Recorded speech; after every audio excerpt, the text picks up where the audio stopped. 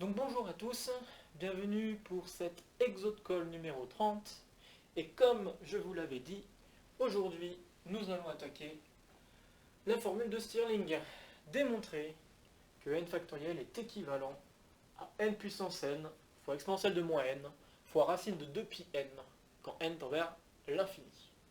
Ok, alors évidemment je ne vais pas vous laisser le démontrer comme ça sans donner un énoncé un peu plus précis, puisque bon, il y a plusieurs façons de démontrer cette formule, mais là je vais vous proposer la version la plus élémentaire, au sens où on n'a pas forcément besoin d'avoir énormément de bagages. Le bagage de première année de prépa suffira pour démontrer cette formule de Stirling. Ok, alors pour cela, je vais proposer un énoncé. Alors peut-être que je vais le mettre là, énoncé. Et puis on va partir. On va découper la preuve en deux parties. La première partie, on va démontrer ce qu'on appelle la formule partielle de Stirling. En fait, je vais démontrer la formule de Stirling, mais la constante racine de 2pi, je la connais pas. Je vais juste dire qu'il y a une constante à la place. Ok ? Alors pour cela, on va regarder la suite. Donc soit la suite, disons un, est égale à... Alors, un peu comme vous pourriez l'imaginer, ce qu'on va faire, c'est qu'on va essayer d'obtenir un équivalent, enfin, obtenir l'équivalence sans connaître le 2pi. Donc, c'est-à-dire que je vais faire les divisions qu'il faut pour en arriver à ce que je veux. Alors, il faut juste que je fasse la division plutôt dans le bon sens. Alors, si je me souviens bien, le bon sens, ce serait le suivant. Je fais n puissance n fois racine de n, le tout sur n factoriel e puissance n. Est-ce que j'ai fait une bêtise? Je pense que non. Donc en fait, tout ce que j'ai fait, c'est que j'ai pris toute l'expression que nous avons là, j'ai oublié la racine de 2pi, j'ai donc racine de n, hein, et j'ai divisé par n factoriel. Ok, donc je vais regarder cette suite-là. Et la première question que j'aimerais vous poser, c'est de montrer que la série des ln de un plus 1 sur un converge. Donc pour n, je suppose plus grand que 1, si on ne veut pas voir. À vrai dire, on pourrait potentiellement mettre 0, mais peu importe à partir de quand on commence. Je vais mettre 1, juste pour pas qu'il y ait de soucis, à cause du ln. Donc, montrer ceci, et puis, du coup, conclure que n factoriel est équivalent à c fois n puissance n fois e puissance moins n fois racine de n. Et donc ça, c'est justement formule, formule partielle de Stirling. Au passage, on pourra même préciser qu'on peut montrer qu'il existe même le C sera positif strict. Et on pourra même montrer ça si on veut aller plus loin. Alors maintenant, voilà, je vous laisse essayer de répondre à cette première partie. Essayez de le résoudre par vous-même. Ok. Alors c'est parti pour la résolution de cette première partie.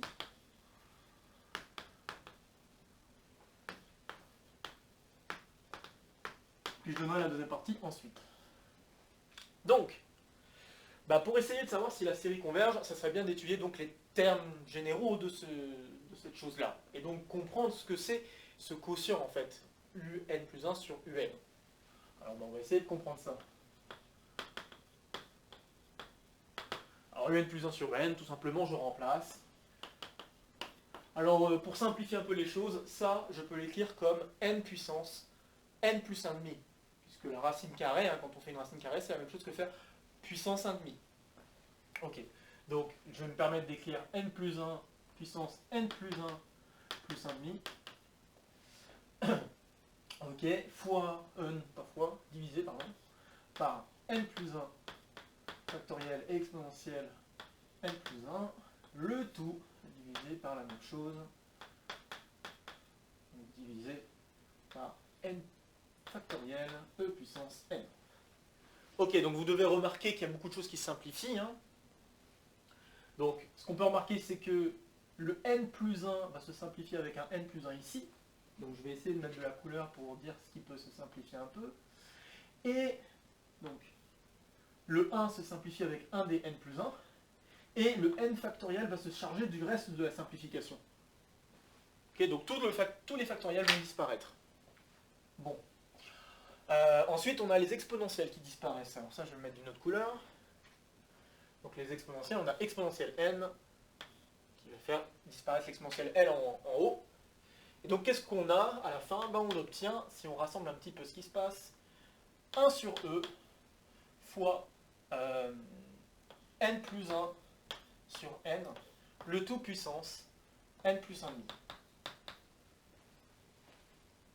Ok, ça donne déjà une expression plus agréable. Bon. Alors maintenant, il faut que je fasse le ln de ce truc-là. Alors si je fais ln de ce truc-là, eh ben, je vais me retrouver avec mon 1 sur e va me donner moins 1. Ln de 1 sur e, c'est moins ln de e. Hein. Plus, la puissance va sortir le tout fois ln de... Et ça, bah, on peut un petit peu simplifier son écriture parce que vous allez reconnaître une forme de logarithme, une forme particulière du logarithme qui va vous interpeller, quoi, qui va vous faire rappeler quelque chose, puisque en effet, ça c'est la même chose que 1 plus 1 sur n. Ah ouais. Donc il va falloir faire du DL et essayer de comprendre bah, à quoi pourrait être équivalent ce terme général. Et si c'est équivalent à une série convergente, enfin à des termes d'une série convergente, eh bien on conclut. Ok, alors bah, pour savoir à quoi c'est équivalent, il va falloir jouer avec les DL, hein, parce que évidemment on a une somme avec le moins 1, on ne peut pas s'amuser à dire qu'une suite plus une autre suite est équivalent à l'équivalent de la première plus l'équivalent de la deuxième, c'est faux, d'accord, qu'on soit bien d'accord. Donc pour jouer avec les équivalents, je vous conseille, et ça c'est une règle presque d'or à appliquer tout le temps, pensez DL avant de penser équivalent, d'accord. Après, si c'est des produits, vous pouvez mettre l'équivalent directement, mais je vous conseillerais quand même, pour éviter des erreurs, de penser DL avant de penser équivalent. Ok? Bon, bah, je vais écrire le DL. Et je vais l'écrire... Alors, normalement, vous allez vous poser la question, hein, il y a un moment, il faut se poser la question quand on fait des DL, c'est jusqu'à quel ordre? Ok? Bon. Alors, ça dépend ce que vous pressentez. Moi, je joue souvent sur ce qu'on peut pressentir quand on va développer la chose. En fait, il suffit de connaître le début du DL et se dire, bon d'accord, alors le début du DL, je vais avoir du 1 sur n. Est-ce que ça va suffire pour conclure? Si je mets du 1 sur n, le problème c'est qu'on multiplie par n. Du coup, je me retrouve avec un petit taux de 1. D'accord? Si j'ai un petit taux de 1 sur n, multiplié par n, ça devient un petit taux de 1. D'accord? Il peut y avoir des simplifications, ça va certainement arriver, puisque 1 sur n fois n, ça fait 1, et 1 moins 1, 0. Donc, on va se retrouver avec un petit taux de 1, et on n'arrivera pas à conclure s'il y a convergence ou divergence. Si j'essayais un cran plus haut, 1 sur n carré, il se peut encore une fois que je me retrouve avec, potentiellement, je ne dis pas que ça simplifie tout de suite, il faut réfléchir un petit peu, le terme suivant c'est 1 sur 2 n carré, on voit le 1 sur 2 ici qui sort, ça peut peut-être nous indiquer que il va y avoir peut-être encore une simplification, et on risque de se retrouver avec du petit taux de 1 sur n, encore une fois, à cause du fait qu'un petit taux de 1 sur n carré, fois n, ça fera un petit taux de 1 sur n. Et donc si on se retrouve avec un petit taux de 1 sur n, on ne conclut toujours pas. Donc ici, je vais faire un DL3. Ok? Donc je vais faire un DL3, et le DL3 va me donner donc 1 sur n, moins 1 sur 2n carré, plus 1 sur 3n cube, plus petit taux de 1 sur n cube. Pourquoi? Comme ça, en multipliant par n, le petit taux que j'obtiens à la fin sera convergent. Et donc le reste des termes me permettra de conclure s'il y a convergence ou divergence. Ok? L'idée c'est ça, on peut retenir aussi comme ça. Bon, moi je voulais juste vous donner l'intuition, vous montrer que on peut essayer de deviner ce qui pourrait se passer quand on développe. Mais une autre façon de se dire comment arrêter le DL ici, dans le cadre de détermination si une série converge ou pas, on peut juste se poser la question jusqu'à où il faut que j'aille pour m'assurer qu'à la fin, j'ai un petit taux de quelque chose qui correspond à une série convergente. Si je fais en sorte que cela arrive, je vais pouvoir conclure grâce au reste des termes qui seront présents dans le DL. Okay. Donc je vais prendre ce DL là, très bien, et puis on multiplie. Alors c'est parti. Hein. Hop. Ok, on multiplie. Alors si je multiplie, qu'est-ce qui se passe? Alors je vais avoir du n fois 1 sur n, hein, donc je vais avoir du 1. Ensuite j'ai moins 1 sur 2n, plus 1 sur 3n carré, et on notera qu'on se retrouvera bien avec du petit taux de 1 sur n carré. D'accord? Du coup, ça veut dire quoi? Ça veut dire que si, là par exemple, le multiplié de 1 sur 2 fois 1 sur 3n cube, je ne vais pas le garder, puisque je me retrouve avec du 1 sur n cube, et 1 sur n cube, ça rentre, ça se fait manger, si on veut, par le petit taux de 1 sur n carré. Donc j'ai pas besoin de me préoccuper de ce développement 1 demi fois 1 sur 3n cube, je vais regarder juste les autres termes. Alors les autres termes, j'ai plus 1 sur 2n moins 1 sur 4n carré. Ok, et on n'oublie pas qu'il y avait un moins 1 devant. Et là, vous voyez pas mal de simplifications. Vous voyez en effet que moins 1 plus 1, ça dégage. Que moins 2 sur n plus 2 sur n, ça dégage. Donc ça montre bien que si vous vous étiez arrêté à petit taux de 1 sur n, eh ben, on n'aurait pas pu conclure, parce qu'on a un petit taux d'un truc convergent. Ça ne veut pas dire si ça converge ou diverge. Okay. Là par contre, je vais pouvoir conclure, puisque ça ne se simplifie pas jusqu'à avoir 0. Et puis même si ça se simplifie jusqu'à avoir 0, j'aurais pu quand même conclure, puisque j'ai un petit taux de 1 sur n carré. Quoi qu'il arrive. Alors je simplifie les fractions et je me retrouve avec donc 4, si je mets au même dénominateur, je dois faire x4 et x3. 4 moins 3, ça fait 1. Donc je vais me retrouver avec ça qui est égal, quand n tend vers l'infini, en termes de dl, hein, qui va être égal à 1 sur 12 n carré plus petit taux de 1 sur n carré.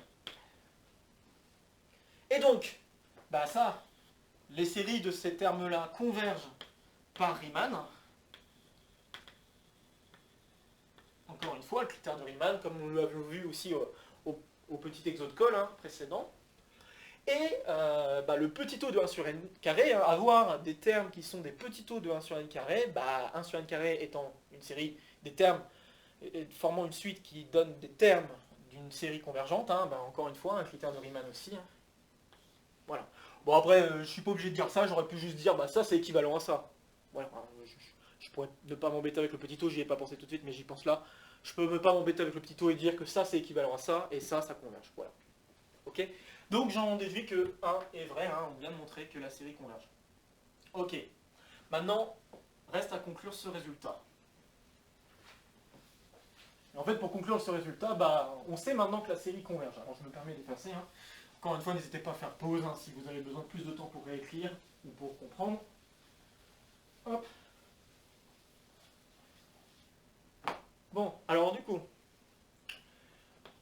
en fait, si vous regardez la somme partielle, n allant de 1 jusqu'à grand N, disons, de ln de un plus 1 sur un, vous pouvez remarquer que vous avez affaire à un télescopage. En fait, ça c'est la même chose que la somme de ln de un plus 1 moins ln de un. Ok. Et par télescopage, on se retrouve avec ln de u grand n plus 1 moins ln de u1. ln de u1, ça va faire exponentielle de moins 1. Bon, on s'en fout un petit peu, j'ai envie de dire. C'est pas le plus important. Le plus important, c'est surtout que ce terme-là, on sait maintenant qu'il converge. D'accord, puisque la série converge. Donc, or, la suite des sommes partielles, puisque la série converge,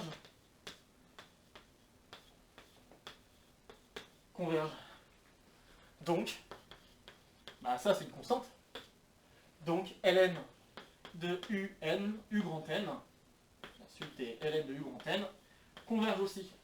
Puisque si u grand n plus 1 converge, évidemment, u grand n converge. Je pense. Ça, c'est pas très difficile. Ok, du coup, ln de u grand n converge. Alors je peux me permettre de l'appeler K à la limite, hein, donc soit K égale la limite quand n tend vers l'infini, bon je vais remettre un petit n, quand n tend vers l'infini de ln de un. Bon, bah, ok, alors, par composition des limites, dire, donc ça c'est une limite finie, hein, d'accord, c'est une limite finie. Par composition des limites, je peux appliquer l'exponentielle. J'efface un peu, on aura de la place. Donc par composition des limites, puisque k est une limite finie, hein, et bien j'écris que la limite, quand n tend vers l'infini de un, bah c'est en fait la même chose que limite quand n tend vers l'infini de exponentielle de ln de un, et ça bah, c'est donc égal à exponentielle de k. Et exponentielle de k, bah, c'est un truc strictement positif. Ah, on commence à se rapprocher de notre constante strictement positive, c'est déjà énorme. Et qu'est-ce qui se passe ensuite? Eh bien, ce qui va se passer, c'est que bah, comme j'ai une limite de la suite qui est non nulle, strictement positif en plus de ça, mais surtout non nulle, eh bien, on a que un équivaut, quand n tend vers l'infini, à cette constante. D'accord, hein, je rappelle, j'ai pas le droit de dire qu'une suite est équivalente à 0. C'est faux. D'accord, et c'est totalement interdit, puisque être équivalent à 0, ça veut dire que si je divise par 0, ça tend vers 1, ou si je multiplie, si je fais 0 divisé par la suite un, ça doit tendre vers 1, ce qui n'a aucun sens. Ok? Donc j'ai pas le droit de dire qu'une suite est équivalente à une constante nulle. Par contre, une constante non nulle, j'ai tout à fait le droit. Et là, bah, je viens de m'assurer que la constante qui est ici est non nulle. Donc tout va bien. Alors maintenant, on reste à juste clôturer un peu tout ce que je viens d'écrire. Donc ça veut dire quoi? Bah, ça veut dire que n puissance n, racine de n exponentielle moins n, je vais mettre l'exponentielle moins k ici, bah, équivaut, quand n tend vers l'infini, à n factoriel. Les équivalences se comportent bien quand on fait des multiplications. D'accord? Donc là, j'avais juste besoin de multiplier par n factoriel et de diviser par exponentielle de k. Et donc, bah, c'est exponentielle de moins k qui va jouer le rôle de la constante. Et donc, on a terminé. Donc voilà, on vient de démontrer la formule partielle de Stirling. Reste maintenant à déterminer donc cette constante. D'accord? Alors, c'est là où on va aborder donc la deuxième partie de la résolution.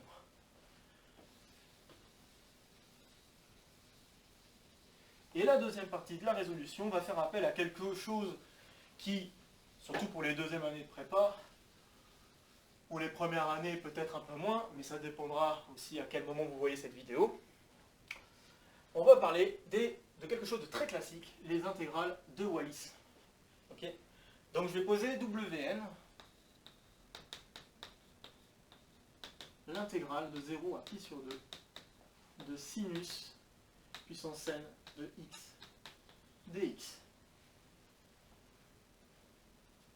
Ok, puis on va aller directement droit au but. Hein. On pourrait faire des sous-questions pour essayer de comprendre ce que sont ces intégrales, etc. Les relations qu'elles ont. Enfin, il y a des choses qu'on pourrait aller chercher si on le souhaite. Mais là, moi, je vais aller directement droit au but parce que mon but, c'est d'obtenir cette constante. Ok, et vous allez voir que étudier ces intégrales permettent de trouver cette constante. Alors la première question que je vais poser, c'est déterminer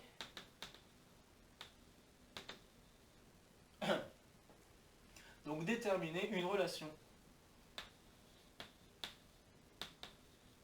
de récurrence vérifiée une relation là, par la suite Wn.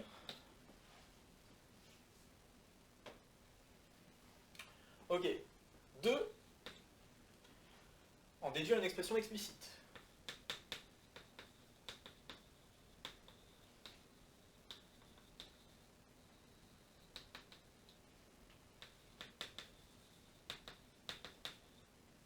De Alors bien sûr, vous verrez qu'il va falloir distinguer deux cas, si n est pair et si n est impair. 3. Montrer que Wn plus 1 équivaut à Wn. Et enfin 4. Conclure la formule.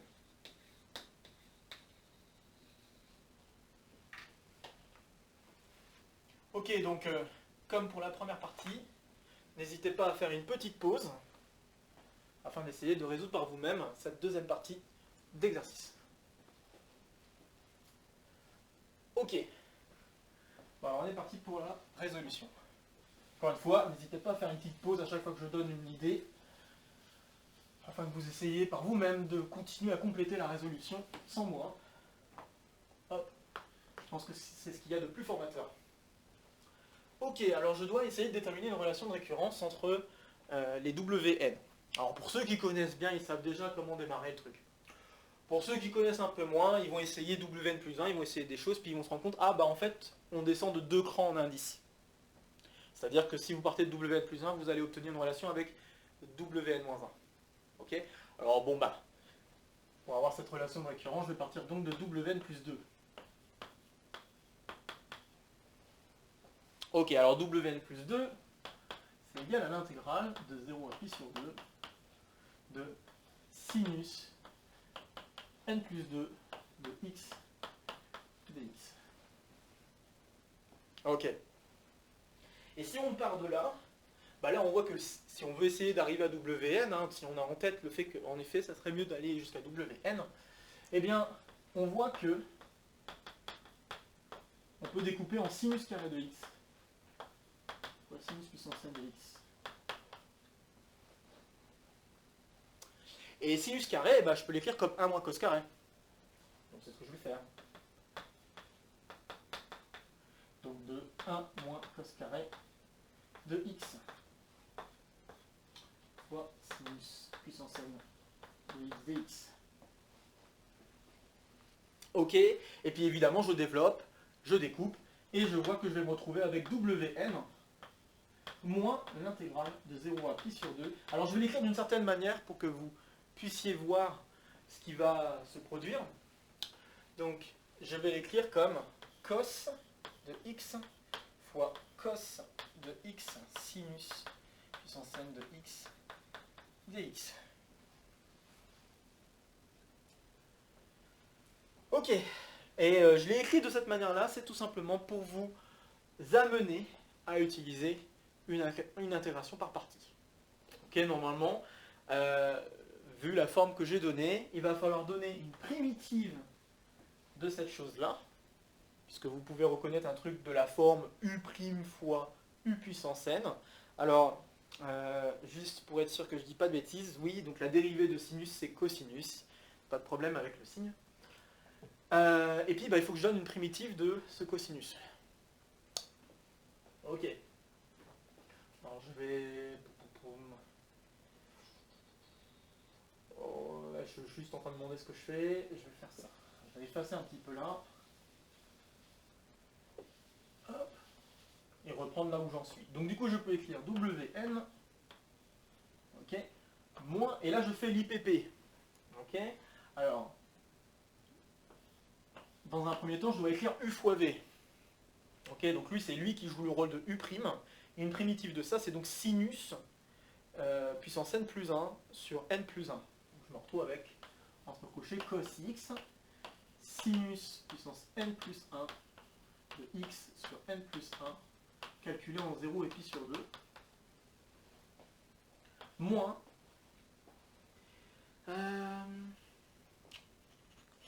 et là ce que je dois faire, c'est que je dois faire une primitive de cos. Je suis juste en train de vérifier que je ne suis pas en train de dire des bêtises. Hein. Donc dérivée de sin, c'est bien cos. Ok. Donc primitive de cos, ça va être sin. Donc je vais prendre sin et je vais me retrouver avec l'intégrale de 0 à pi sur 2 de sinus de x fois sinus puissance n plus 1 de x sur n plus 1 dx. Donc voilà mon IPP, ok. Donc je rappelle, lui c'était U' ou UCV, et j'applique la formule, j'ai U, V, puis ici je fais U, V'. Pourquoi j'ai fait une... Ah oui, pardon. D'accord, voilà, c'est bien ce que je me disais, il y avait un truc qui n'allait pas. J'ai fait une primitive de cosinus, alors c'est une dérivée de cosinus, et la dérivée de cosinus c'est moins sin, donc j'ai un plus ici, pardon. Je vais aller un peu vite. Ok, alors donc, j'espère que vous n'aurez pas trop perturbé. C'est toujours la question de savoir, de connaître ces dérivées de cosinus et sinus. Hein. C'est toujours un problème de signe, ça arrive souvent. Bref, qu'est-ce qui se passe maintenant? Bah, le crochet vaut 0. Pourquoi? Bah parce que sinus de 0 ça fait 0. Il y a au moins un sinus, hein, puisque n est un entier naturel, donc n plus 1 c'est plus grand que 1. Hein. Et puis cosinus de pi sur 2 ça fait 0. Donc le crochet vaut automatiquement 0. Ok? Et puis si je m'attarde maintenant à ce qui se passe ici, bah, je vois que les sinus je vais pouvoir les rassembler. J'ai un n1 sur n plus 1 à mettre en facteur, et du coup je vais me retrouver avec wn plus 2, divisé par n plus 1. Donc le résultat ici c'est wn moins 1 sur n plus 1 fois w n plus 2. Ok, bon, après il n'y a plus qu'à modifier un petit peu l'écriture. Donc si je modifie un tout petit peu l'écriture, je vais me retrouver avec n plus 2 sur n plus 1, wn plus 2 est égal à wn. Et donc wn plus 2 est égal à wn plus 1 sur pardon. Wn plus 2 égale n plus 1 sur n plus 2 multiplié par wn. Donc voilà la relation de récurrence. Je pense qu'elle est mieux posée comme ça. Après on peut la poser autrement, mais que vous la mettiez comme ça ou comme ça, peu importe. L'important c'est de l'avoir sous la forme d'un produit avec un nouveau terme ici qui est donc n plus 1 sur n plus 2. Ok, donc voilà pour la première question. La deuxième question, on nous demande d'en déduire une expression explicite de wn.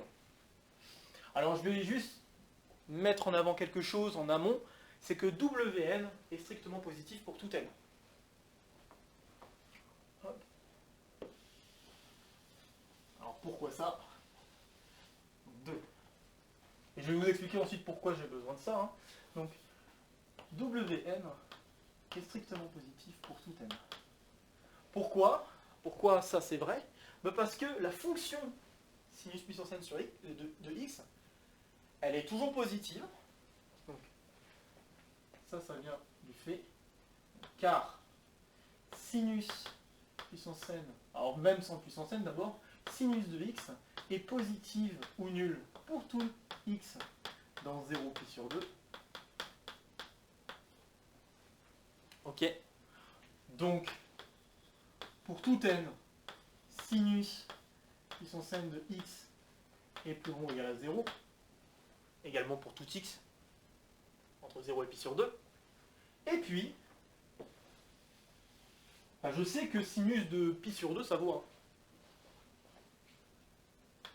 1. Alors, il y a ça, hein, mais il y a encore autre chose que je dois dire. Sinus puissance n de pi sur 2 égale 1. Et sinus, la fonction sinus, hein, donc x qui associe sinus puissance n de x, est continue.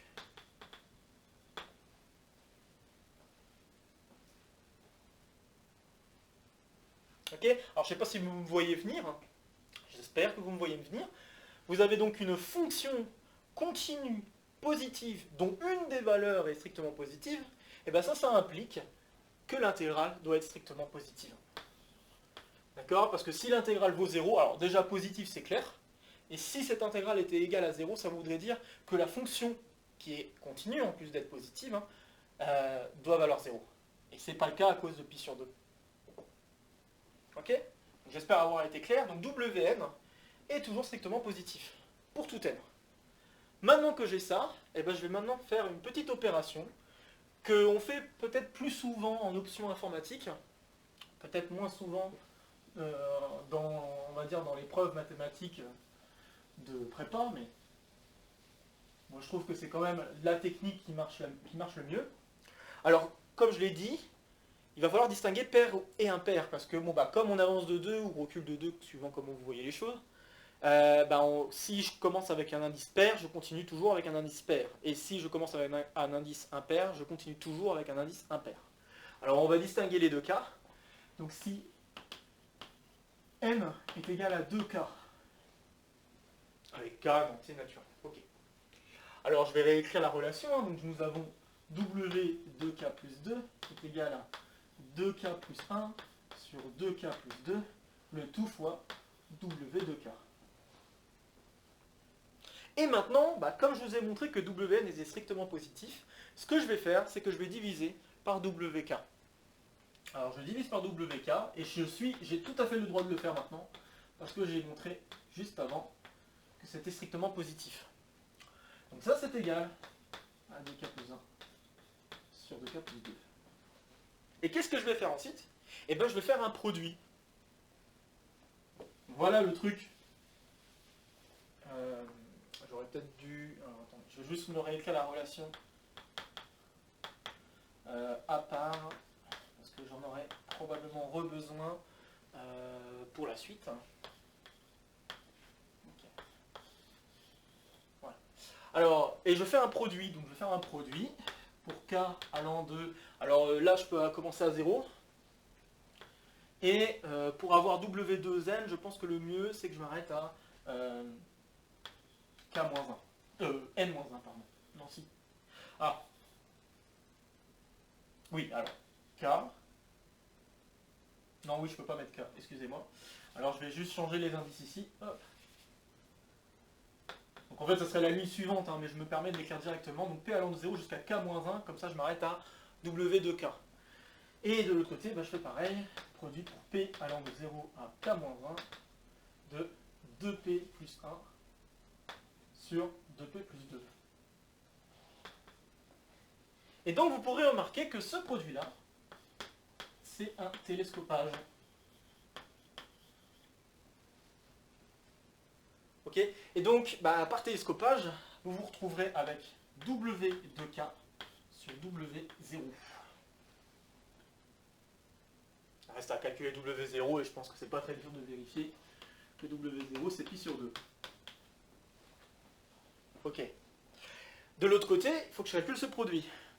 Alors, si je fais attention à ce qui se passe, calculer ce produit, ça revient à calculer le produit au numérateur et le produit au dénominateur. Hein. Exactement comme pour les sommes. Hein.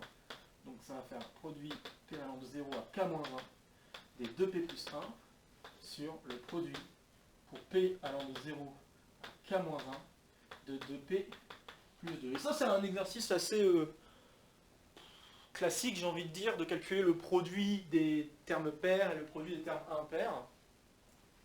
Hop. Alors n'hésitez pas à essayer avant que je donne la solution, parce que je pense que voilà, ça vous permettra de vérifier si vous savez encore le faire. Donc si je fais le produit des paires, je vais commencer par celui-là. Si je fais le produit des paires, parce que je commence par celui-là parce que c'est le plus simple. Si je fais le produit des paires, je me rends compte qu'en fait, ça va être 2 puissance k, hein, il y a k termes hein, quand je vais de 0 jusqu'à k-1. 2 puissance k, pourquoi? Parce que je peux mettre 2 en facteur. Quand vous devez remarquer que je peux mettre 2 en facteur, donc évidemment 2 fois 2 fois 2 fois 2, si je découpe le produit par associativité. Puis, j'ai le produit des P plus 1 pour P allant de 0 à K-1. Ça veut dire que je fais 1 fois 2 fois 3, etc. Donc en fait, vous vous retrouvez avec K factoriel. Puisque le dernier terme, ça sera P plus 1, donc K moins 1 plus 1, donc K. Donc on se retrouve avec 2 puissance K fois K factoriel. Ok. Maintenant, pour le produit des impairs. Alors le produit des impairs, on peut se sauver grâce au produit des paires. Tout simplement. Donc, je vais peut-être juste mettre le résultat ici, comme ça, il n'est pas perdu.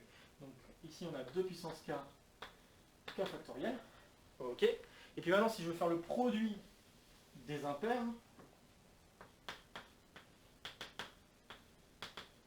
donc 2P plus 1, eh bien, comme je viens de le dire, je vais faire intervenir le produit des paires. Donc en fait, je vais faire le produit pour P allant de... Alors je vais commencer à 1 et si je rajoute le produit des paires, je vais m'arrêter à 2K divisé par le produit pour P allant de 0 à K-1 des 2P plus 2. Donc vous remarquerez que je n'ai pas écrit exactement le produit que j'aurais dû écrire en disant je rajoute les termes pairs puis je les divise dans le produit. Je n'ai pas écrit comme ça. Ce que j'ai dit, c'est qu'en fait, voilà pourquoi je l'ai écrit. Je l'ai écrit comme ça parce qu'en fait, vous devriez remarquer que du coup, faire le produit avec les termes pairs en même temps, bah, ça permet de faire le produit avec tous les termes, allant de 1 jusqu'à 2K, puisque vous allez commencer avec ici 1, puis 2P plus 2, donc 2, 3, 4, etc. Jusqu'au dernier terme. Le dernier terme, bah, le plus grand, ça sera 2P plus 2 pour P égale K moins 1, et donc bah, ça revient à 2K. Donc on se retrouve exactement avec ce produit. Ok? Et bah, ça nous donne 2K factoriel divisé par ce qu'on venait de trouver pour les termes pairs. Donc 2 puissance K sur K factoriel. Ok? Et puis bon, bah maintenant il n'y a plus qu'à remplacer. Donc là je me permets directement d'écrire en remplaçant. Alors le truc en bas va se retrouver au carré. Et en haut on va avoir du 2K factoriel. Et voilà, et voilou. Et ben maintenant on a terminé, hein. W0 c'est égal à pi sur 2, etc. Donc ce que j'en déduis, c'est que, je vais l'écrire ici, W2K c'est égal à 2K factoriel sur 2 puissance K, K factoriel au carré, fois pi sur 2. Et voilà une expression explicite de W2K. Alors, explicite, oui, sous-entendu, parce que bon, faut calculer les factoriels, mais sinon c'est quand même plus explicite que l'intégrale qui était au départ. Alors maintenant, maintenant vous pouvez vous poser la question, qu'est-ce qui se passe pour les termes impairs? Bah en fait, ça va être à peu près la même chose. Donc là, si vous remplacez par les termes impairs, vous allez avoir ici 1, je vais peut-être plutôt mettre K plus 3, K plus 1, du coup vous allez vous retrouver avec 3, 2, qu'est-ce qu'on a d'autre? Bah du coup on va se retrouver ici avec... Donc en fait il suffit de faire vraiment la même chose, hein. Plus 1 ici, jusqu'à K-1, comme ça on s'arrête bien à 2K. Ici je me retrouve avec 2P plus 2, 2P plus 3. Et comme vous pouvez le remarquer, le produit va être inversé. Donc c'est-à-dire qu'en haut on va se retrouver avec du 2 puissance. Donc là, tout ce que vous devez remarquer, c'est que, ok, on commence pas par 2P plus 1, hein, on commence pas par 1, mais en fait, multiplié par 1, on est d'accord que ça n'a aucune incidence. Donc au final, on va se retrouver avec... ah oui, si, ça va avoir une incidence, c'est pour le terme final. Ça va avoir une incidence pour le terme final. Puisque, du coup, on a vu que le produit, ça donnait ça. Juste que je ne fasse pas de bêtises. Donc je crois qu'on va se retrouver, si je dis pas de bêtises. Donc on va avoir toujours du 2 puissance K, donc ça je vais l'écrire. On va toujours avoir du 2 puissance K, K factoriel. On va même l'avoir au carré. Mais cette fois-ci, les termes pairs, je vais faire le... Imaginez vous avez plus 3 ici. Je vais même le faire là. J'ai plus 3 ici. Et quand je fais le produit des termes pairs qui sont là, cette fois-ci, je vais me retrouver avec un produit qui va jusqu'à 2K plus 1. Ok, donc c'est là où ça change un peu. Je me retrouve avec un produit qui va jusqu'à 2K plus 1. Du coup, je vais me retrouver avec 2K plus 1 factoriel sur 2 puissance K fois K factoriel. C'est juste ça qui change, rien de plus. Et donc, bah, alors si je réécris bien, ici, je vais donc avoir 2K plus 1 factoriel. Ah, j'ai oublié de dire autre chose. Quand vous faites le télescopage ici, hein, vous allez avoir 2K plus 1 divisé par W1, hein, donc W 2K plus 1 sur W1. Reste à calculer ce que vaut W1. Je vais peut-être me mettre là-haut. Alors W1, bah, c'est l'intégrale du sinus, juste sinus. Voilà, faut pas se planter. Primitive de sinus. Donc dérivée de sinus c'est cos, primitive de sinus c'est moins cos. Je vais me retrouver avec moins cos. Ouais. Moins cos de x calculé en 0 et en pi sur 2. En pi sur 2 ça fait 0, en 0 ça fait 1, et moins 1 ça fera plus 1. Donc bah, W1 vaut 1. Voilà, donc c'est pour ça que je ne l'ai pas écrit. Ok. Alors on peut remarquer qu'on pourrait... ouais, je vais pas le faire, mais on pourrait dire je multiplie par 2K plus 2 en haut et en bas. Essayer d'avoir une écriture peut-être un peu plus jolie, mais je pense que c'est déjà pas mal comme ça. Ok, donc je vais l'écrire ici, juste pour avoir l'expression sous les yeux, et pas avoir le rechercher partout. Essayez quand même de ne pas enchevêtrer les choses. Donc divisé par 2k plus 1 factoriel. Ok, donc ça fait beaucoup de choses là. Hein. J'espère que vous vous accrochez. Hop. Surtout que là, pour l'instant, on n'a pas forcément l'impression. Donc je vais vous dire pourquoi on passe par les intégrales de Wallis et pourquoi ce passage permettra de déterminer la constante. Je vais le dire maintenant. Bah, vous avez vu qu'à la suite des calculs, on a obtenu des factoriels. Et en jouant sur les équivalents, bah, c'est comme ça qu'on va pouvoir trouver la constante. Puisque les équivalents de factoriels, maintenant on sait que ça se joue à une constante près. On n'a pas encore la connaissance de racine de 2pi, mais on sait qu'il y a une constante à la place. Donc on va jouer avec ça, et à la fin, bah, on va trouver la constante. Ok, alors maintenant, on va essayer de montrer que Wn plus 1 sur Wn plus 1 sur Wn tend vers 1. Troisième point. Alors, pour montrer ça, il y a une astuce. L'astuce est la suivante. En fait, la suite Wn est décroissante.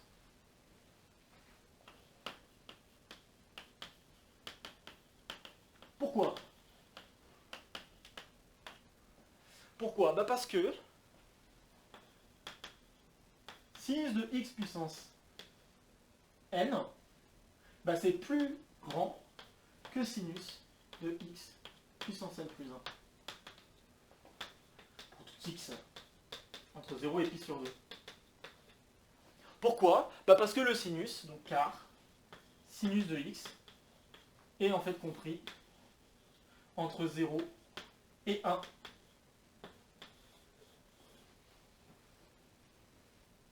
Et donc quand vous avez un nombre qui est compris entre 0 et 1, si vous multipliez à nouveau par ce nombre, bah vous allez vous retrouver avec quelque chose de plus en plus petit, comme une série géométrique avec une raison plus petite que 1, compris entre 0 et 1. Voilà, donc c'est exactement ce qui va se passer.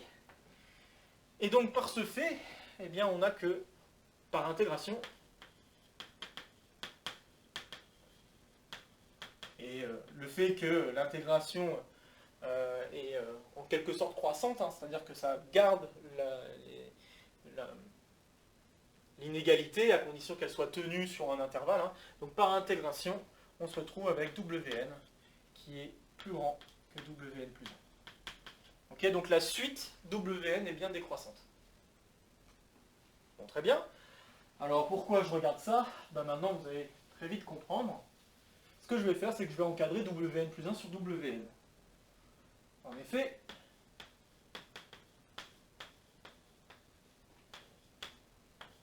ben comme la suite est décroissante, je sais que ça, c'est plus petit que si je remplaçais par Wn. Ça vaut 1. Et puis de l'autre côté, ici j'ai Wn plus 2 sur Wn. Et Wn plus 2 sur Wn, bah Wn plus 2, vous connaissez déjà la relation entre les deux. Hein. Donc si vous divisez par Wn, vous retrouvez le quotient ici. Donc ça c'est égal à n plus 1 sur n plus 2. Et puis quand n tend vers l'infini, bah, ce quotient tend vers 1. Évidemment une constante, ça tend vers 1. Et donc, théorème des gendarmes, ou des encadrements si vous préférez.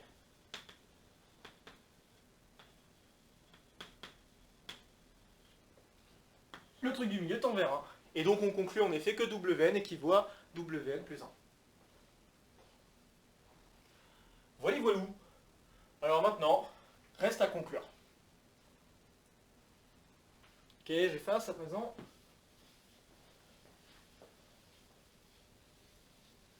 Alors j'ai plus besoin de la relation de récurrence à vrai dire. Je vais peut-être changer de craie. Ouais, il y a une plus grosse craie là. Ok. Alors, maintenant comment conclure? Donc comme je vous ai dit, je vous ai un petit peu spoilé, je vais jouer avec les factoriels. Et puis utiliser les équivalences que je sais maintenant hein, grâce à la formule partielle de Stirling qu'on a démontré tout à l'heure. Donc, et maintenant je sais que ces deux choses sont équivalentes. Donc autrement dit, W2K plus 2 divisé par W2K plus 1 équivaut à 1 quand K tend vers l'infini. Puisque là, voilà, encore une fois, on a une différence de 1 entre les deux termes, donc oui, il y a ça, ce truc-là tend bien vers 1. Reste maintenant à savoir ce que vaut ce quotient. Alors, ce quotient, il vaut quoi? Bah, il faut écrire tout, hein, on n'a pas trop de choix. Donc on va se retrouver avec 2k factoriel, alors pardon, c'est 2k plus 2 factoriel. 2k plus 2 factoriel. Bon, après, je pourrais mettre 2. Ouais, je vais peut-être pas m'embêter avec le plus 2, je vais mettre 2k. Ça sera suffisant. Donc si je mets 2k, j'ai donc 2k factoriel sur 2 puissance k, k factoriel au carré fois pi sur 2. Le tout divisé par... Ah, il faut s'accrocher, hein. Donc 2 puissance k, k factoriel carré divisé par 2k plus 1 factoriel. Et puis c'est tout. Il n'y a pas de constante. Ok, alors je me retrouve avec tout ça. Très bien. Et puis on va tout de suite jouer avec les équivalents, hein, parce qu'on va pas traîner cette écriture très longtemps. Ok. Alors évidemment, vous pouvez remarquer que ces deux choses-là vont se retrouver en bas et tout. Mais je vais tout de suite jouer avec les équivalents et puis ça va se simplifier petit à petit. Donc si je fais un équivalent concat envers l'infini, je vous rappelle la formule de Stirling, partielle, c'était n factoriel équivaut à c fois n puissance n, e puissance moins n, racine de n. Donc 2k factoriel, c'est équivalent à eh bien, c fois 2k puissance 2k fois e puissance 2k fois racine de 2k. Puis je continue à remplacer partout comme ça, hein. Donc je vais avoir 2 puissance k. Le k factoriel, je le remplace également. Donc j'ai c fois k puissance k fois exponentielle de moins 2k. Ah, d'ailleurs j'ai oublié de mettre un moins. Donc moins 2k. Pourquoi j'ai mis 2k? C'est juste k. Je pense déjà à l'étape d'après, en fait, c'est pour ça. Fois racine de k. Le tout au carré. Donc on se retrouve avec ça. Puis je divise par... Alors... C, donc 2 puissance k, fois c, puis encore une fois la même chose, k puissance k, e puissance moins k, racine de k au carré. Et puis le truc en bas, ah, il faut s'accrocher, hein. Le truc en bas, 2k plus 1 factoriel, c'est donc équivalent à c fois 2k plus 1 puissance 2k plus 1.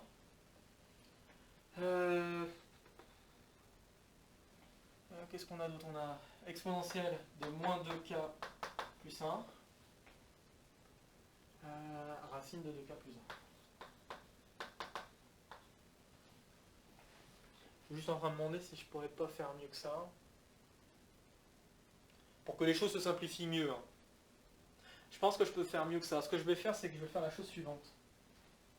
Je vais dire que, avant d'aller plus loin, hein, je vais dire que 2k plus 1 factoriel, c'est la même chose que 2k plus 1 fois 2k factoriel. Et ça me permettra de simplifier un peu mieux.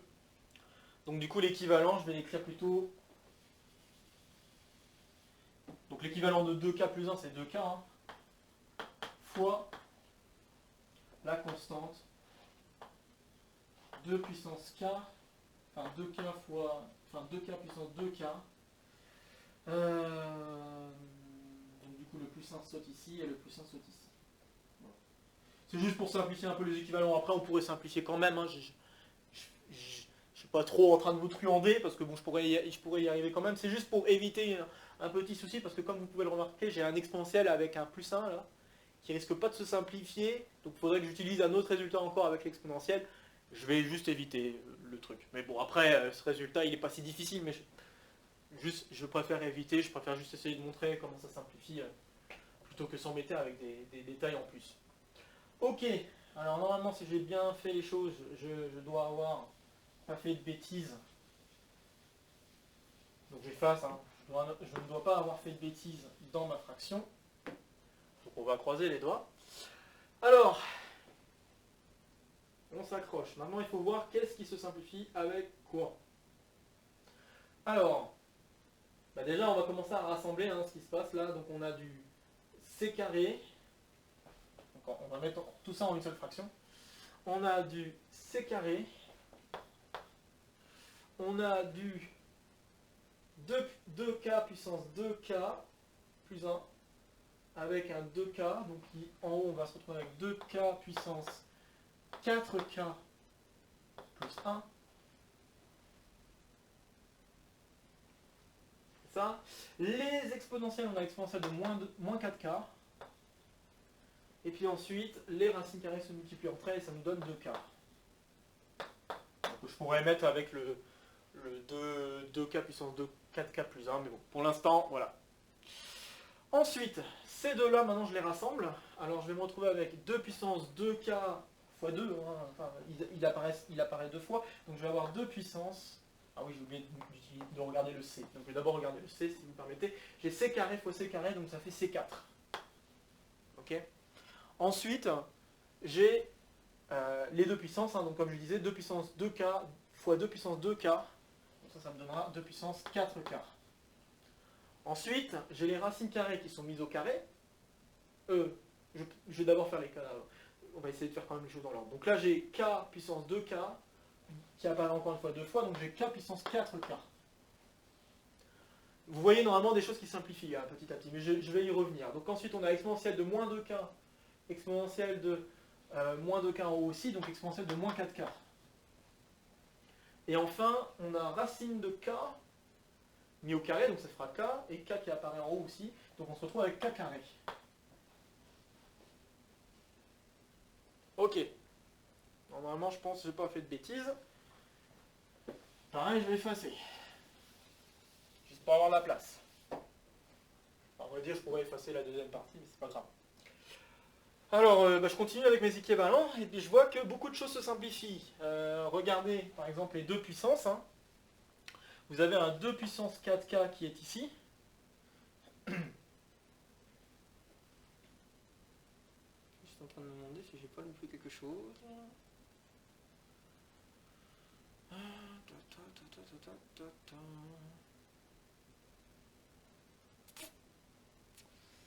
Ok, bon alors d'abord les C se simplifient, donc si les C se simplifient, on se retrouve avec du C carré en bas.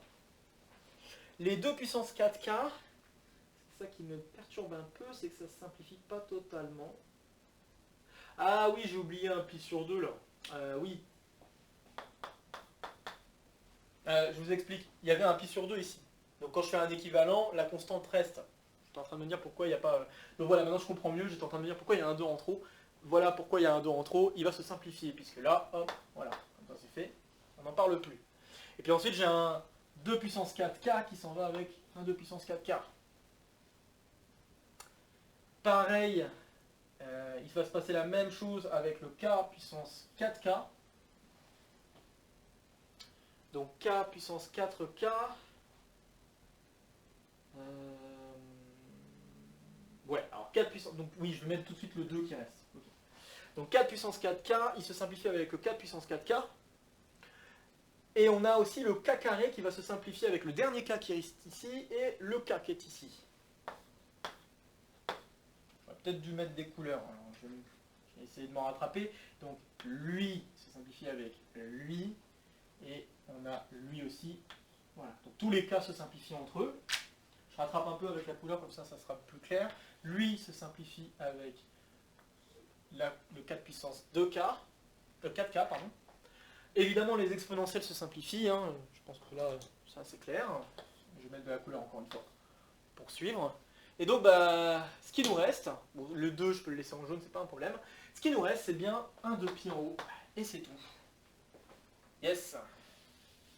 Et donc là, on sait déjà que ça, c'est équivalent à 1. Bon, je suis content, on y est arrivé. Donc, c carré, je le multiplie. Hein. Je sais déjà que c'est une constante non nulle, donc je peux me permettre de faire tout ce que je veux. J'obtiens que 2pi équivaut... Alors, c'est même plus équivaut. Pourquoi? Parce que il n'y a plus de truc en k. Hein, je vous rappelle que l'équivalent, c'était quand k tend vers l'infini. Hein. Il n'y a plus d'équivalent. Donc, par unicité de la limite, on n'a que ce truc-là est égal à ce truc-là. Hein. Par équivalence aussi, hein, quand deux nombres non nuls sont équivalents, hein, encore une fois c'est juste pour éviter de dire que c'est équivalent à 0, eh bien c'est en fait égal. Donc 2pi est égal à c carré. Et donc comme c est un nombre positif strict, eh bien j'en déduis que c égale racine de 2pi. Donc, car c est strictement positive. Ouf! Ah, il y avait beaucoup de simplifications à faire. Je dis pas que c'était un exercice simple. Ok? Loin de là. Ok, bah voilà, donc la formule de Stirling démontrée. Alors il y a plein d'autres façons de démontrer la formule de Stirling. Il y en a une aussi qui utilise les transformés de Fourier. Ça peut aller plus vite. Il y en a une qui utilise aussi le DL, le développement, une espèce de développement limité de ln de n factoriel. Je ne sais plus par qui c'est dû, mais il y a aussi cette façon de faire. Il y a aussi des façons de faire en calculant des intégrales, notamment pour trouver la constante. Parce qu'en général, le truc le plus facile, c'est de montrer la formule partielle de Stirling. C'est cette histoire avec la constante fois le reste. Okay, mais après, la difficulté, c'est de trouver cette constante. Et pour trouver cette constante, il y a plusieurs façons. On peut aussi utiliser des choses autour de la loi normale et d'utiliser le calcul de l'intégrale de Gauss. Voilà. Donc je fais référence à un exo de Cole qui a déjà été fait, mais alors il y a longtemps, il va falloir remonter, je sais plus lequel. Ça devait être autour des exercices peut-être 4 ou 5, je revérifierai, je mettrai le numéro de l'exercice en description.